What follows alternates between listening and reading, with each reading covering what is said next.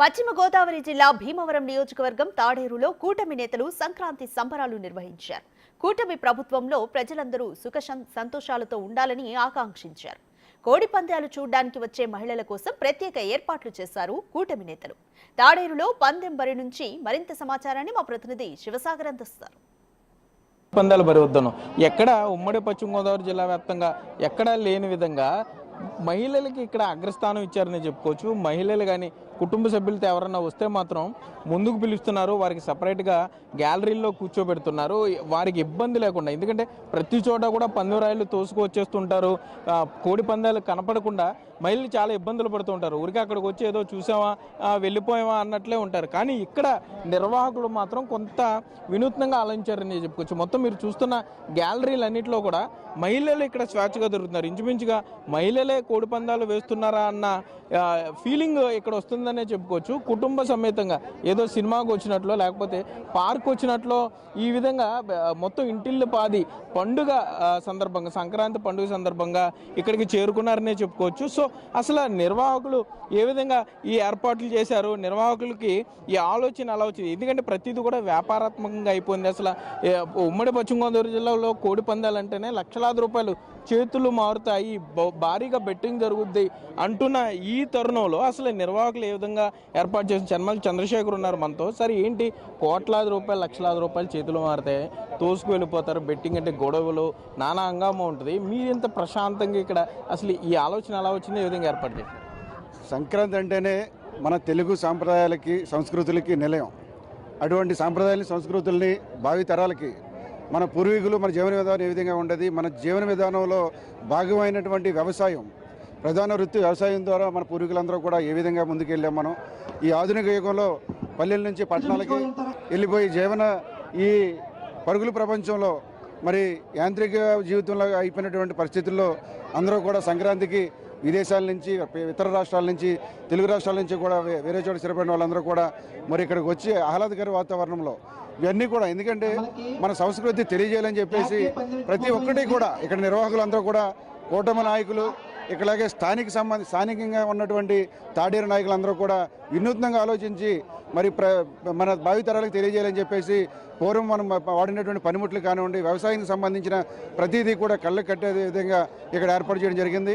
అందరూ కూడా కుటుంబ సమేతంగా వచ్చి ప్రతి ఒక్కరూ కూడా వాళ్ళ పిల్లలకి ఇప్పుడు ఈ రోజుల్లో సెల్ ఫోన్లకి, టీవీలకి అతుకుపోయేటటువంటి పరిస్థితుల్లో మరి సాంస్కృతిక కార్యక్రమాలు కానివ్వండి, క్రీడా పోటీలు అన్నీ కూడా నిర్వహించి అందరినీ కూడా ఉత్సాహపరిచి పిల్లల్ని, పెద్దల్ని, మహిళల్ని అందరినీ కూడా మరి ఎన్నో వేల రూపాయలతోటి వాళ్ళకి ప్రైజులు కూడా ఇవ్వడం జరిగింది. దానిలో భాగంగా ఈ 3 రోజులు కూడా ప్రతి సంవత్సరం 3 రోజుల పండుగ అయితే ఈ 2025 కూటమి ప్రభుత్వం ఏర్పడిన సందర్భంగా 5 రోజుల పండుగ చేసుకుంటున్నాం మేము భీమవరంలో. మీ స్టార్టింగ్ నుంచి చూస్తే మీ యొక్క సాంప్రదాయబద్ధంగా పూర్వం విలేజ్ వాతావరణం ఎలా ఉంటుందో ఆ కల్చర్ అంతా ఇక్కడ ఆ థీమ్ తీసుకొచ్చి మేము చేస్తున్నాం. సంక్రాంతి అంటే కోడి పందాలు, గుండాట్లు కాదు. మా తాడేరు వచ్చి ఎవరినన్నా మీరు చూడండి, ప్రతిది కూడా చిన్నతనంలో మనం ఎలా ఆడుకున్నా కానీ మడత మంచం కానించి మన రాగి బిందులు కానివ్వండి, ఆవు తోడలో మన ఇల్లు అలుకుతాం, ఏమిటి పేడ మన ఆవుతోటి పేడతో అలికి ముగ్గులు పెడతాం, కానీ ఎంతో సాంప్రదాయంగా వచ్చేసాం. అలాగే భోగి మంట వేసిన తర్వాత మన ఇంట్లో పాత్ర తీసుకెళ్ళి నీళ్ళు పెట్టి దాంట్లో పెట్టి మంటలో కాగిన నీళ్ళతో సర్వరోగాలు పోవడానికి ఆ సంవత్సరానికి ఒక రోజు చేస్తే మనకు చాలా మంచిదని నిన్న కూడా నేను చేశాను. ఎందుకంటే అంత కలిసి మనకు ఉంది, ఆ యాక్టివ్ వేరు. ఇప్పుడు ఈ గీజల్లో కాదు, అది మీరు ఒకసారి సంవత్సరానికి ఒకసారి చేస్తే అన్ని రోగాలకి నివారణది. అలాంటి సంక్రాంతి పండుగ ఇది. ఎందుకంటే మహిళలకు ప్రత్యేకంగా స్థానం కల్పించాలని ఎందుకు అనిపించింది మీకు? ఇప్పుడు మీరు చూడండి, ఎవరు చూసినా ఎవరి చేతిలోనే సెల్, ఒక ల్యాప్టాప్, అటువంటి కల్చర్ కాదు ఇది. మన పూర్వం కల్చర్ ఎలా ఉన్నది, ఇలా ఉన్నది. అప్పుడు బంధుత్వం అంటే ఎలా ఉంటుంది, అక్క చెల్లెలు అంటే ఏంటి, ఆడపడుసులు అంటే ఏంటి, అన్నదమ్ములు అంటే ఏంటి, పండగ అంటే ఎలా ఉంటుంది, పాత రోజులు తీసుకుని ఉండాలి, టీంలో ఉండాలి. మా తాడేరు నుంచి కానీ భీమవరం నుంచి కానీ అందరూ కూడా ఫ్రెండ్స్ అందరూ కలిపి ఇలా చేశాను. ఏంటండి మరి ఖర్చు నిర్వహణ ఎలాగా, డబ్బు ఏంటి పరిస్థితి, ఎన్ని లక్షల్లో పందాలు జరుగుతున్నాయి, లేకపోతే కత్తి పందాలు వేస్తున్నారా, కత్తి లేకుండా వేస్తున్నారా, సాంప్రదాయ కోడి పందాలా, ఎట్లా ఇది? అంటే అది సంక్రాంతికి అంటే చిన్న సాంప్రదాయం ఉంటుంది, అది సాంప్రదాయాన్ని ఎవరు పాడు చేయకూడదు. కోడి పందాలు ఉంటాయి, అది ఇక్కడ అలా ఉండే ఎక్కువ కాదు. మాకు సాంప్రదాయ పద్ధతులకే ఎక్కువ ఉన్నాయి ఇక్కడ. ఇలా సంక్రాంతి అనేది మాకు ప్రకృతికి మనిషికి ఒక అనుబంధం సంబంధం ఉంది ఉన్నాడింది. అటువంటి నాగరికతని ఇప్పుడు రేటు సమాజానికి పిల్లలకి కూడా ఆ వ్యవహారం తెలియట్లేదు. ఆ విధానం గతంలో మనం ఎలాగ బతికాం అనేది కూడా అన్నీ కూడా ఒక సెట్టింగ్ ద్వారా రైతులు అలా బతికారు అనేది, ఇతరత్ర మనకి గోవులు అలాగే ఆవులు కూడా మనకి ఒక మనిషి జీవితంలో ఎలా ఉపయోగపడింది అనేది తెలియపరచడం కోసం ఈ సాంప్రదాయం కనుమరుగైపోతుంటే అదంతా గుర్తు చేసే విధానంగా మీ ఒక భారీ సెట్టింగ్ వేసి ఈ రోజుని ప్రజలందరికీ కూడా ఏర్పాటు చేసి అలాగే వచ్చిన వాళ్ళందరూ కూడా పూర్తిగా ఆహ్లాదంగా అందరినీ కూడా రిసీవ్ చేసుకోవడం కానీ అలాగే భోజనాలు పెట్టడం విషయంలో కానీ ఎక్కడ తగ్గకుండా చక్కగా ఏర్పాటు చేయడం జరిగిందండి.